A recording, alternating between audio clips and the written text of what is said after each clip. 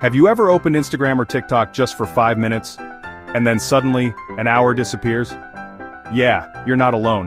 But have you ever wondered that happens? It turns out social media isn't just a habit, it's literally rewiring your brain. Like literally rewiring it. Changing the way electrical impulses move through the physical matter of your brain. And a lot of the time, not in ways that are good for you. In this video, we're diving into the science of how social media changes the way you think, feel, and behave. And what you can do to take back control. Because you're not helpless in the face of this technology, but you need to understand how it works. Okay, let's start with the big one. Dopamine. You know that little burst of excitement you get when you see a notification pop up on your phone? Or when you refresh your feed and see a bunch of new likes and comments? That's dopamine, my friend. The feel-good chemical. And it's the same chemical released when you eat chocolate, win a game, or even use addictive substances. See, our brains are wired to seek out pleasure and reward. It's a survival mechanism, right? Back in the day, if you found a berry bush, your brain would be like, dopamine, remember this place. Berries equal survival. But now, we're constantly bombarded with tiny hits of dopamine from our phones. Every like, comment, or notification is like finding that metaphorical berry bush. And here's the thing about dopamine. The more you get, the more you want. It's like a feedback loop. Your brain gets used to these small, fast rewards and it starts craving them more and more, so you start scrolling not because you actually it, but because you're chasing that next dopamine hit, and this is where it gets kind of scary. Because our brains are actually becoming rewired to prefer these short, fast bursts of dopamine over slower, more sustained forms of pleasure. Like reading a book, having a deep conversation, or working on a creative project. Those things just don't release dopamine in the same way. So what happens? We get stuck in this loop of constantly seeking out quick hits of dopamine from our phones, and our ability to focus on the things that actually matter starts to dwindle. Not great, right? So, we've talked about dopamine and how it's rewiring our reward system, but there's another equally important change happening in our brains because of social media. Our attention spans are shrinking. Like, shrinking. There are actual studies showing that the average attention span has dropped significantly in the last 2 decades. Some researchers even say we now lose focus faster than a goldfish. And while there are probably other factors at play too, there's no denying that social media is a major culprit. Think about it. When was the last time you focused on one task for an extended period without getting distracted by your phone? We're constantly bombarded with notifications, updates, and new content, all vying for our attention. And every time we switch tasks or check our phones, our brains have to work harder to refocus. This constant task switching is exhausting for our brains. It's like running a mental marathon where you're constantly sprinting and then stopping abruptly, and over time it takes a toll on our ability to focus deeply on anything. So, if you feel like you can't sit through a movie without checking your phone, or you struggle to read a book without getting bored, you're not alone. Your brain is simply adapting to the fast, fragmented pace of online life. But here's the good news. Our brains are incredibly adaptable. Just as they can be rewired to crave constant stimulation, they can also be retrained to focus and concentrate. More on that later. Chapter 3. Okay, so social media is messing with our dopamine levels and shrinking our attention spans, but it goes even deeper than that. It's actually changing the way we think about ourselves and the world around us. Here's how. Social media trains our brains to seek instant validation. We post a picture, a thought, an update, and then we wait. We wait for those likes, those comments, those shares to tell us that what we're doing, has value. And when we get that validation, our brains get a little hit of dopamine. We feel good. But here's the problem. Over time, this constant need for external validation can really mess with our self-esteem. We start to depend on the approval of others to feel good about ourselves, and when we don't get that approval, we feel anxious, insecure, even worthless. And then there's the comparison game. Social media is like a highlight reel of everyone else's best moments, their perfect vacations, their seemingly flawless lives. And it's so easy to fall into the trap of comparing ourselves to these curated versions of reality. We start to measure our own lives, our own accomplishments, our own worth against these unrealistic standards.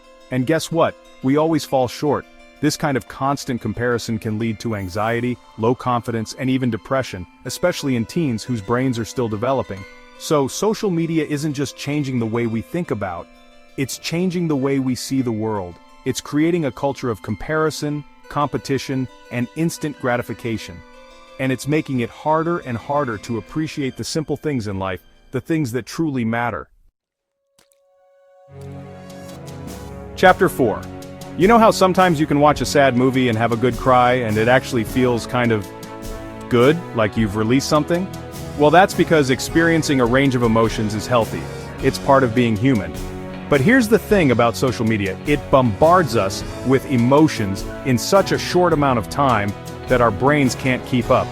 1 minute you're watching a funny cat video, the next you're scrolling through news of a natural disaster, and then you're hit with a political rant from your aunt. It's a constant barrage of humor, tragedy, anger, fear, joy, all smashed together in one endless feed, and our brains just weren't designed to process this kind of emotional roller coaster 24/7. So, what happens? A lot of people start to feel emotionally numb, burned out, like they're just going through the motions. This effect is called emotional blunting, and it's becoming more and more common in heavy social media users. And it's not just that we're feeling of the negative emotions, we're also feeling less of the positive ones. The things that used to bring us joy, like spending time with loved ones or engaging in our hobbies, just don't seem as enjoyable anymore. And that's a really scary thought, isn't it?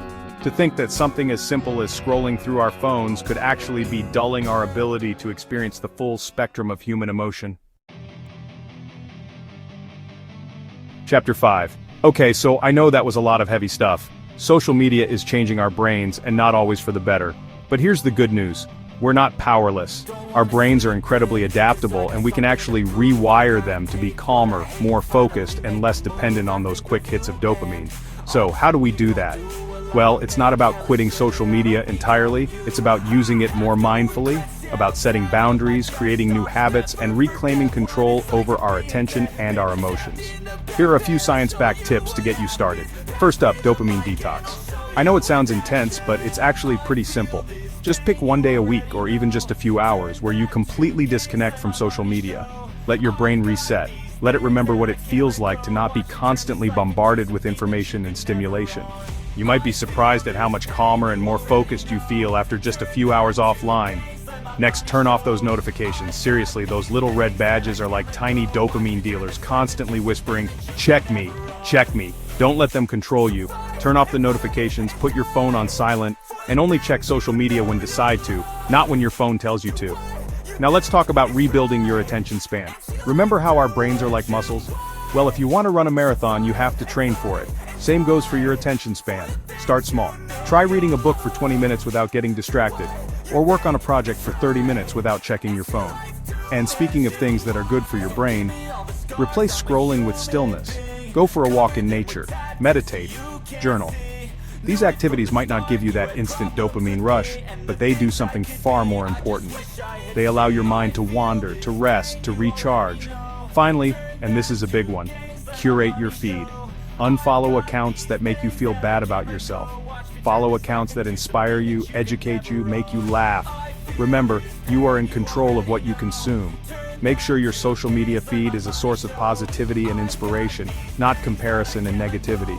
Look, I know it's not easy. We're up against some pretty powerful algorithms designed to keep us hooked. But it's not impossible. With a little effort, a little awareness, and a lot of intention, we can rewire our brains for the better. Your brain is powerful, but it's also programmable. And right now, social media is doing a lot of the programming. But you can take back control. It starts with understanding how these platforms are designed to keep you hooked and then making conscious choices about how you use them. Social media is a tool. If you use it with intention, it can help you connect with others, learn new things, and even build a business. But if you let it, it can slowly take control of how you think and feel. So, who's in charge of your mind? You or the algorithm? Choose wisely. And don't forget to subscribe for more insights on psychology, the human brain, and how to live better in the digital age.